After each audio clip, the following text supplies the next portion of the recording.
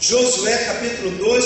Se você tem alguém perto de você que não tem a Bíblia, empreste para que ele possa acompanhar também. Ele vai ver que tudo é verdade, está aqui dentro. Tudo isso que Deus vai falar ao nosso coração nessa noite. Josué 2,14. Somente esse versículo, mas mantenha a Bíblia aberta que a gente vai, assim, destrinchar a passagem. Josué 2, verso 14. Achamos? Quem achou, diga, eu achei. Glória a Deus. Vamos ler juntos. Então, de novo, 1, 2, 3. Digamos. Então lhe disseram os homens: a nossa vida responderá pela vossa, se não denunciares esta nossa missão. Dando-nos o Senhor esta terra, usaremos contigo de misericórdia e de fidelidade. Amém. Pode sentar. Quer dizer, pode sentar as irmãs, porque os varões de guerra, vamos colocar em pé de novo, irmãos, os homens. Aí, é mesmo, vamos dar um glória aí, irmãos? Glória a Deus. Isso. O que os homens estão fazendo em pé nesse primeiro domingo de junho? Hoje é dia do Homem Batista. E aí, dá um parabéns aí pro irmão do lado aí. E Serginho, o Enzo, é Homem Batista também. O homenzinho, mas é. Aí, Luca, parabéns, Luca. Hoje é o nosso dia. Podem sentar. Meus irmãos, nós estamos muito felizes, com os corações alegres. Senta, Beto.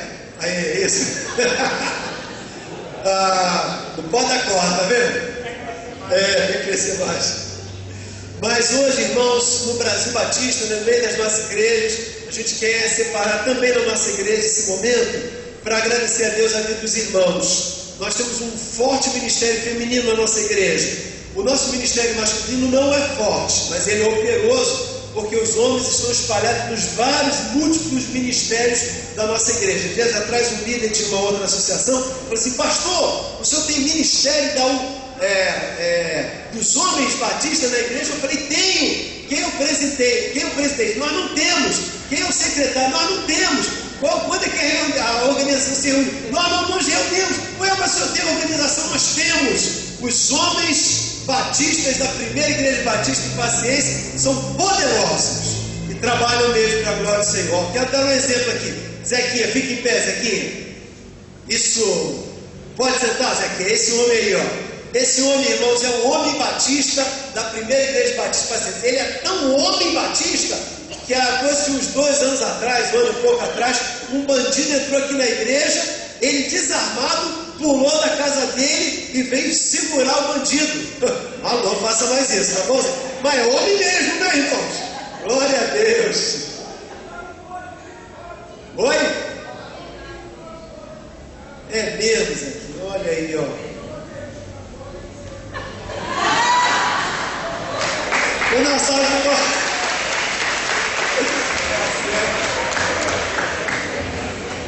Tá bom, Zequinha. Se alguém precisar de segurança, Zequinha está na área, tá? Mas vamos ao texto, irmãos.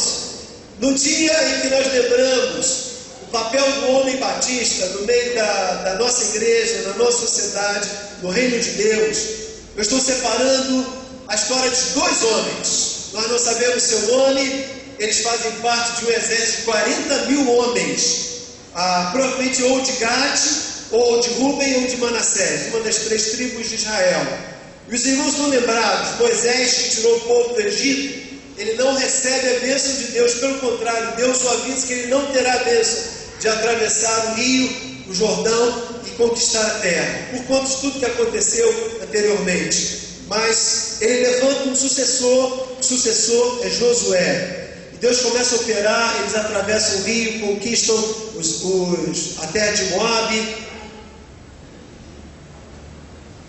Deus começa a realizar grandes prodígios na vida deles, e eles agora estão diante de Jericó, que vai ser o grande mar. Era grande, a maior fortaleza daquele tempo. Era como se fosse, assim, o passaporte para a conquista de toda aquela terra que Deus havia prometido. Jericó, irmãos, ela era tão grande para a sua época, que era a maior cidade, a maior potência daquele tempo.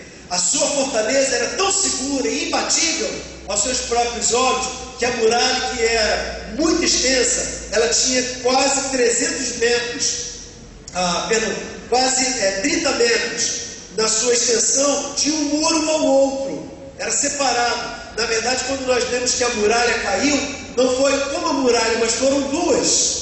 E essa grande extensão de uma defesa, ela era tão alta, a parte interna, a parte externa, que era maior do que a interna. A parte externa era tão alta que ela tinha moradias também. Só que, obviamente, aquelas moradias eram ocupadas pelas pessoas mais pobres, mais humildes, inclusive as prostitutas. Deus então separa, na orientação de Josué, 2 homens. Como eu disse, não sabemos os seus nomes, mas eles são homens que se disfarçam de moradores daquela terra, vão comprar, vão negociar, vão viver ali no meio daqueles homens e investigarem a terra, a pedido de Josué. O pessoal da DP, lá de Jericó, fica sabendo, o serviço secreto começa a investigar, porque todos em volta, todas as nações sabiam o que Deus fizera. Abriram o Mar Vermelho, romperam com o Egito, construíram toda uma estrutura, o povo sobreviveram aquele período todo no deserto, atravessaram o rio Jordão, agora conquistam com grande poderio 2 nações inimigas, e agora chegam à beira da grande fortaleza de Jericó. O povo dentro da cidade está com medo tremendo, e eles começam a investigar. Sabem então, pelo seu serviço secreto, que 2 espiões de Josué estão entre eles. Começam a vasculhar e chegam à casa de Raabe, a prostituta. Nessa casa, ela, ouvindo falar do Deus de Israel, temendo esse Deus, ela dá abrigo a esses 2 espias, colocam sobre o sótão. E quando eles vão investigar a casa vasculhar a casa de Raabe, ela providencia esse esconderijo, e na noite daquele dia providencia que eles consigam descer pelas cordas pela parte de fora externa daquela grande muralha. Os homens começam a persegui-lo, e por 2 noites eles conseguem se esconder no deserto, até que então vão seguros para as fronteiras onde o exército de Josué está. Parece, irmãos, um filme de Hollywood, né? E dá toda uma cena, todo um contexto muito próprio para isso. Eu poderia me perguntar, você também poderia perguntar, o que esses 2 homens, soldados valentes de Josué, têm a ensinar para os homens de nossa igreja, para os homens que vivem e querem viver segundo o coração de Deus nessa geração? Irmãos, eles têm muitas coisas a nos ensinar. A primeira das que eu quero destacar para você e para mim é que eles nos mostram o desafio de representar o Senhor dos Exércitos. O texto diz que eles entendem que representam o Senhor. A missão que Josué dera a eles não era meramente Josué que lhes incumbira daquela tarefa, mas foi o próprio Senhor dos Exércitos, o Deus dos Exércitos incumbiu. E eles estavam dispostos, irmãos, a pagar com a sua própria vida para poderem realizar isso. Se você olhar comigo, Josué capítulo 2, versos 18 em diante, diz 8 a 11: Antes que os espias se deitassem, foi ela ter com eles ao eirado, na parte de cima, e lhes disse: Bem sei que o Senhor vos deu esta terra, Jericó, e que o pavor que infundis caiu sobre nós, e que todos os moradores da terra estão desmaiados, porque temos ouvido que o Senhor secou as águas do Mar Vermelho diante de vós, quando saíres do Egito, e também o que fizestes aos 2 reis dos amorreus, Sehon e Og, que estavam além do Jordão, os quais destruíste. Ouvindo isto, desmaiou-nos o coração, e ninguém mais há ânimo algum, por causa da vossa presença, porque o Senhor vosso Deus é o Deus em cima dos céus e embaixo da terra. O depoimento de Raabe, irmãos, mostra a convicção e a profissão de fé dela, da sua cidade e de todos os povos. Era uma compreensão muito clara do poder de Deus, do que Deus estava fazendo através do povo de Israel. E isso foi impregnando como testemunho múltiplo que foi se propagando entre todas as nações e alcança o coração de Raabe. Diante disso, eles não perdem o foco da sua missão e respondem, como diz o versículo 14, com as suas próprias vidas. Então lhes disseram os homens: a nossa vida responderá pela vossa, se não denunciardes esta nossa missão. E será, pois, que, dando-nos o Senhor esta terra, usaremos contigo de misericórdia e de fidelidade. Coisa maravilhosa, irmãos, porque eles entendem que a missão é de Deus, eles cumprem aquela missão representando o próprio Deus. E fazem isso com as suas próprias vidas. Qual o princípio que a gente encontra nesses dois homens, para os homens presentes aqui, como para todos nós? O princípio é esse: a sua visão de Deus determinará a maneira como você o representará nesse tempo. A sua missão, do Deus ao quem você serve, determinará a maneira como você representará o seu Deus. Eles entenderam que estavam representando o Deus vivo, por isso deram para o Deus vivo, deram as suas próprias vidas também. Eu não sei, na verdade, como é que você tem representado o seu Deus, mas, meus irmãos, esses dois homens poderiam fazer coro com Paulo. Paulo, quando disse: somos embaixadores de Cristo, somos representantes de Cristo. 2 Coríntios, capítulo 5, verso 20. Por isso, irmão, a primeira coisa que Deus quer falar no seu coração: você que é um homem de Deus, uma mulher de Deus, ou uma pessoa temente a Deus, como você está se relacionando com o seu Deus definirá a visão que você tem do seu Deus. Você pode dizer no seu coração, na sua profissão de lábios, de fé, dizendo que você crê que Ele é tudo aquilo que nós poderíamos mencionar. Mas se na hora do vamos ver, você rói as cordas, você está pronunciando para as pessoas que estão vendo você, comungando com você, convivendo com você, que o seu Deus não é tão importante assim na sua vida. Alguém um dia, muito atrás, no treinamento, me fez uma colocação que me chamou muita atenção. Ele me perguntou assim, era um grupo de treinamento. Ele perguntou assim: qual é a coisa mais importante na sua vida? Todo mundo pensou várias coisas, família, isso. E ele disse assim: olha, a coisa mais importante para a sua vida é aquilo que você investe mais tempo.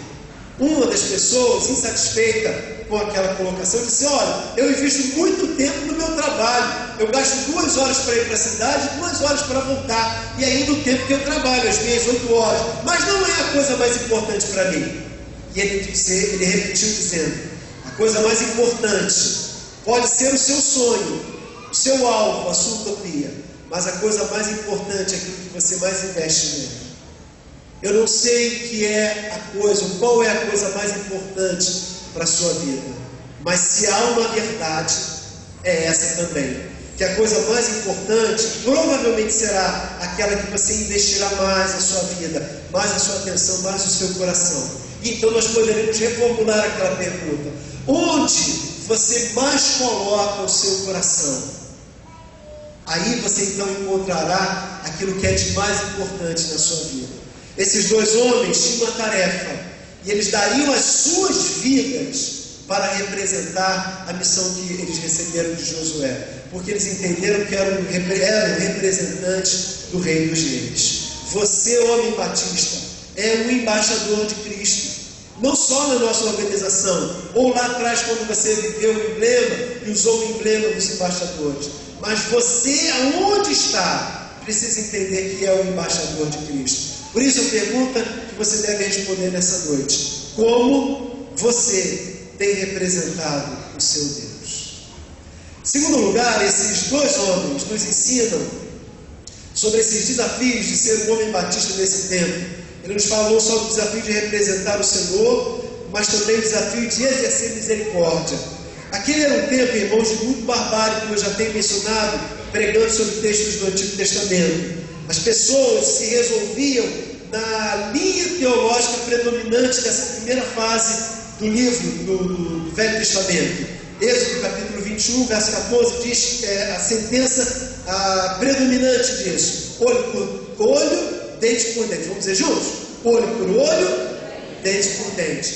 porque uma vida se pagava com outra vida, o roubo se pagava com uma mão que roubava, e assim sucessivamente. Esse era um tempo em que, naturalmente, o domínio de uma outra nação imputava em muitos delitos, muitas atrocidades gratuitas, sem grandes necessidades.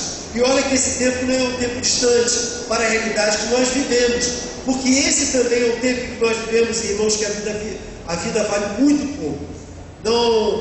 Nós teríamos uma lista muito grande, talvez interminável, de exemplos que fôssemos dar aqui, para cada um citar uma história de barbárie nos nossos dias. Uma vida que é roubada por conta de um tênis, uma vida de um chefe que é roubado, que é ceifado por causa de um troco, por causa de um desentendimento no trânsito ou em algum outro lugar. Tal como hoje, aquele tempo era um tempo de muita, mas muita violência. A diferença era que a leitura social era aquela. As leis, tudo determinava para que se praticasse exatamente aquilo. Mas, meus irmãos, esses dois representantes do reino de Deus fazem uma ação contrária à sua cultura. E eles prometem que se ela for fiel a eles, e Deus lhes abençoar dando aquela terra para eles, eles também usariam de misericórdia e de fidelidade para ela. E, meus irmãos, a história conta que eles fizeram exatamente isso. Quando aquelas muralhas caem, quando a cidade fica desprotegida, eles invadem, procuram a família de Raabe, levam para fora, longe do arraial do povo de Deus, e protege essa mulher. Porque Deus nos diz nessa palavra que porque eles conheciam o Senhor a quem serviam, eles deram a vida por aquela missão, eles agiram com misericórdia em dias de tanta barbárie. Como nós vamos representar homens de Deus nessa geração? Nós estamos sendo chamados, irmãos, para fazer uma contracultura. Uma contracultura. Numa sociedade que, quando alguém entra, te agride, te violenta, te rouba, te furta, nós somos chamados a reagir e a trabalharmos com a mesma moeda. O texto nos convida a agirmos com misericórdia e com mansidão. A passagem de Mateus capítulo 5, no Sermão do Monte, versos 38 a 39, Jesus corrobora, ensinando essa contracultura em respeito à violência urbana. Ouviste o que foi dito, olho por olho, dente por dente, palavra de Jesus. Eu, porém, vos digo que não resistais ao homem mau, mas a qualquer que te bater na face direita, oferece-lhe a outra também. Eu queria confessar uma coisa, irmãos. Eu estou pregando a vocês uma coisa que provavelmente eu não estou preparado para viver. Nós estamos diante de um texto, irmãos, que não é meramente uma história romântica, mas uma história real. Eu talvez não esteja preparado espiritualmente ou emocionalmente falando para ser tão grandioso como o Senhor Jesus me chama. Mas eu estou sendo extremamente honesto com você, homem batista, homem que nem é batista, mas que é homem, que o grande desafio para nós experimentarmos a graça de Deus, a misericórdia de Deus, é nós submetermos o nosso caráter e a nossa vida ao Senhor. Como Ele faz isso na nossa vida? Ele nos molda. A primeira coisa que Deus vai fazer é construir em nós a sua vontade, o seu querer, a compreensão da sua maravilhosa obra na nossa vida. E, meus irmãos, quando nós andamos no discipulado com Ele, nós vamos sendo trabalhados, moldados, adequados, adestrados, para que Ele possa fazer a obra dele na nossa vida. Eu, um tempo atrás, citei a história sobre a palavra adestramento, uma palavra que é uma figura muito própria, é aquele animal veloz, ainda selvagem, que é o cavalo selvagem, né? O adestrador amansa o cavalo dessa forma, coloca um areal, coloca uma estaca muito forte e profunda, amarra esse cavalo e ele corre até exaurir suas forças. Ele sangra, ele se machuca, ele se debate, ele se rebela, quase quebra suas patas e cai exausto. Bebe água, quando recupera sua força, de novo luta e cai exausto. Bebe água, levanta de novo e luta, até então que ele começará a ser domesticado pelo Senhor. Nós não estamos sendo chamados para uma coisa fácil. Meus irmãos, se receber um tapa de um lado e oferecer do outro lado é difícil, o que diria então se o Senhor pedisse que você desse o seu direito, o que é seu direito, para o seu ofensor ter o direito sobre sua vida? Isso não é para o homem batista só, é para mulheres batistas, é para todos nós. O senhorio de Cristo está sobre nós, oferecendo-nos uma nova conduta, uma nova moral, uma nova maneira de viver.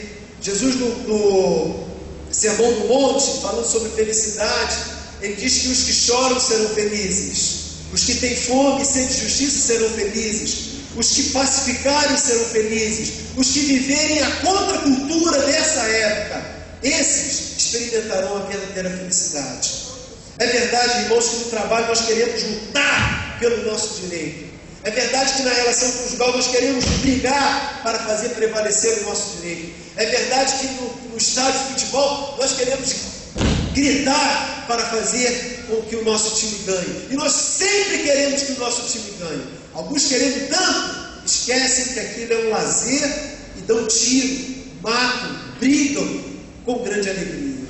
Eu sei, irmãos, que a cultura para os nossos jovens é serem musculosos, ao ponto de poderem seus músculos e serem um cartão de visita, para que ninguém mexa comigo, porque eu sou o tal. Mas, meus irmãos, o convite da contracultura é que você rasgue todos esses valores e receba os valores do Senhor sobre sua vida.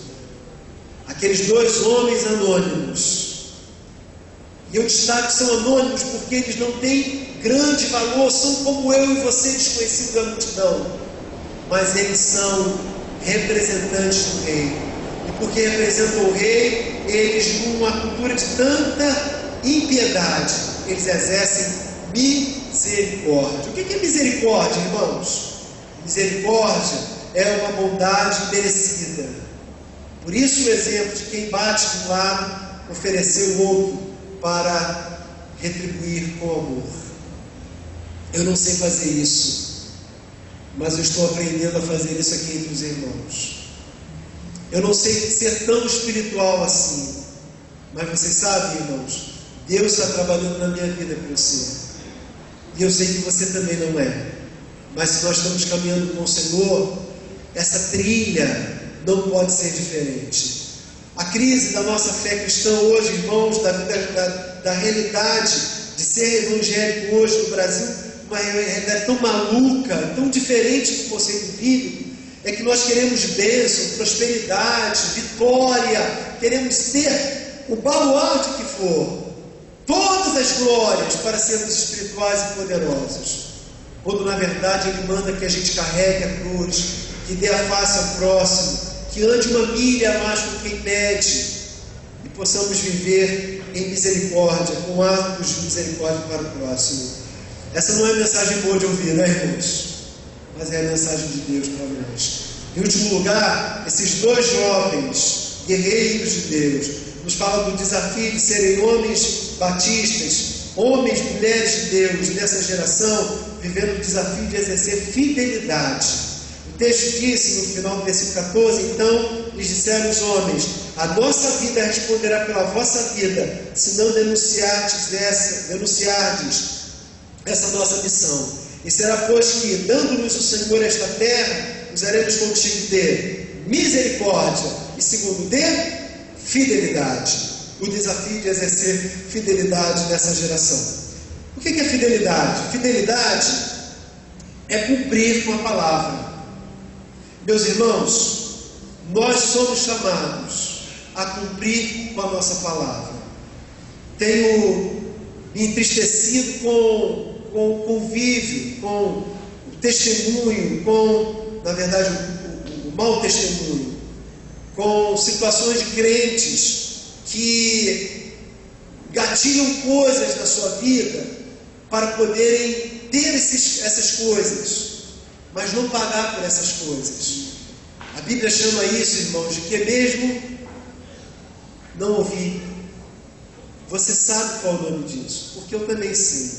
A Bíblia chama isso de pecado. Cada coisa que a gente tem que não é nossa, cada coisa que a gente usa que não é nossa, ou cada coisa que a gente lança mão, que não temos o direito porque não pagamos por aquilo, nós estamos errando. A nossa igreja, há dias atrás, trouxemos a público que nós temos um problema, igual outras pessoas de nossa comunidade, com a água daqui. Falamos publicamente agora, porque nós já nos acertamos com a SEDAI. Já demos os passos, estamos já no trâmite normal, vamos pagar cada centavo que precisar pagar, porque a nossa igreja não pode dever aquilo que deve pagar. Meus irmãos, deve ser na nossa vida também. E eu preciso ser exemplo dos irmãos. E os irmãos precisam ser exemplo para mim e para todos que convivem. Fidelidade é cumprir com a sua palavra. Aqueles dois homens, eles prometeram e cumpriram. Eles falaram que cumpririam com fidelidade ao ponto de arriscar a sua própria vida. Eles dariam as suas vidas para manter a sua palavra, porque eles representavam um Deus que também era fiel. Agora, meus irmãos, essa é a natureza, é o jeito natural de Deus ser. Deus é fiel, Deus é implacavelmente fiel. Ele paga o preço que for, mas Ele é fiel. É a natureza dele. Deus é fiel. Vamos dizer juntos? Deus é fiel. Mas a nossa natureza é de não ser fiel. A nossa, aí pode falar glória a Deus, não, né? Infelizmente, que pena. A nossa natureza não é fiel. A nossa inclinação de dar um jeitinho carioca, um jeitinho brasileiro, já é carioca também, né? É dar uma arrumação, porque nós não temos essa natureza. Mas, meus irmãos, quando nós andamos com Deus, nós conhecemos a Deus, Deus muda a nossa vida, muda os nossos alvos, Ele trabalha o nosso caráter, vai decalcando em nosso comportamento a mente de Cristo, nós vamos sendo depurados pela glória dEle. Nós queremos viver e lutamos para viver. Eu quero mostrar a você os efeitos, os resultados de uma única ação de fidelidade. Quando Deus age na nossa vida com fidelidade, nos leva a sermos fiéis também. Disse Josué ao povo: gritai, gritai, porque o Senhor vos entregou a cidade. A cidade, porém, com tudo quanto nela houver, será de anátema ao Senhor, de amaldiçoado aos olhos do Senhor. Somente a prostituta Raabe viverá, ela e todos os que com ela estiverem na sua casa, porquanto escondeu os mensageiros que enviamos. Aí esse é o versículo 16, final dele, verso 17, agora versos 22 e 23, do mesmo capítulo 2 de Josué. Então disse Josué aos dois homens que tinham espiado a terra: entrai na casa da prostituta, tirai-a dali com tudo quanto tiver, como lhes prometestes com juramento. Entraram, pois, os mancebos espias, tiraram Raabe, tiraram seu pai, tiraram sua mãe, tiraram seus irmãos e todos quantos lhe tinham pertencido, e trazendo todos os seus parentes, os puseram fora do arraial de Israel. Sabe o que Deus fez com essa ação de fidelidade? Deus registrou lá em Mateus capítulo 1, irmãos, do verso 5 em diante, que toda aquela geração dos eleitos até o nascimento de Jesus, quem aparece no meio daquela geração, que nem era judia, a prostituta. Meus irmãos, por conta de um ato de fé, Deus perpetuou aquele ato de fé e abençoou Raabe com fidelidade. Quem foi na verdade fiel a Raabe, irmãos? Foram aqueles dois jovens? Não, fora Deus. Deus fora fiel a Raabe através daqueles dois homens. Cada vez isso nos ensina, irmão, que você obedece a Deus, é fiel, é misericordioso numa sociedade ímpia como a nossa. Não é você quem está sendo, você está sendo instrumento de Deus. E meus irmãos, se uma ação aqui trouxe um efeito na eternidade para Raabe, cada ação de misericórdia e fidelidade que você terá, Deus usará para perpetuar essa história na eternidade também.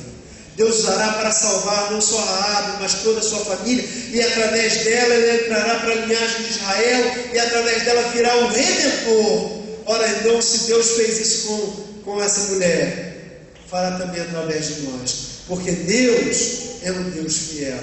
Por isso, em última análise, Deus é que estava agindo com fidelidade para Raabe, através sim daqueles 2 soldados, daqueles 2 homens anônimos. Você é um anônimo que Deus levantou para representar o homem batista. Glória a Deus. Carlinho, lá na sua ótica, você é o homem que Deus levantou naquele lugar para ser representante do Senhor. Bruno, lá no seu trabalho, você é o jovem, o homem de Deus, que Deus levantou, varão de guerra, né? De sapatinho de fogo. Glória a Deus, para poder ser usado com poder e glória. Você é o homem que Deus levantou, aonde Deus te levar fazendo obra, como missionário de Deus, né? Por esse Brasil afora, construindo prédios e construindo vidas para ganhar outras vidas também. Você mulher, você menino, você menina. E sabe que incrível? Raabe, que nem crente era, foi escolhida por Deus, igual você, que disse nessa noite, na hora da apresentação que a irmã Jurema fez, se apresentou como não sendo crente, você foi também escolhido para estar aqui nessa noite, e como Raabe, ser enxertada na raiz de Jessé. Glória a Deus, porque Ele te ama e quer agir com misericórdia e fidelidade sobre a sua vida também. Feche seus olhos, feche seus olhos. Vamos orar ao Senhor. Deus, nós agradecemos pela Tua palavra. No dia do homem batista, queremos ser homens, mulheres, jovens, meninos, meninas, embaixadores, representantes do Rei, mensageiras do Rei, mulheres de Deus, mulheres do Rei. Senhor, agora nós apresentamos essa palavra, ministra ela no coração desse rebanho. Quando formos sair daqui, ó Deus, que ela impregne nossas vidas, decalque o nosso comportamento ao longo dessa semana, nos leve a viver com misericórdia, graça, fidelidade, nos relacionarmos com um Deus tremendo, e representando um Deus tremendo, temos uma vida tremenda, para a glória de um Deus tremendo também. Senhor, tira a omissão, tira a frieza espiritual, expulsa do nosso meio, Senhor, o medo de falar de Jesus, dá-nos intrepidez para anunciarmos a todos que convivem conosco, Senhor, ao longo dessa semana, que o Senhor dos exércitos faz a guerra por nós ainda, Senhor. E por isso, Senhor, agora levanta essa igreja como um exército avivado para a honra e glória do Senhor, para que nós possamos pregar essa mensagem por onde o Senhor nos conduzir, que possamos trazer domingo que vem muitos amigos também, para ouvir e conhecer essa palavra. Agora nós oramos pelos nossos amigos, Senhor, para que eles entendam o Evangelho, recebam da expressão maior de misericórdia e fidelidade que Tu fizeste lá na cruz do Calvário. Muito obrigado por Teu grande amor. Nós recebemos a Jesus. Opere entre nós, Senhor.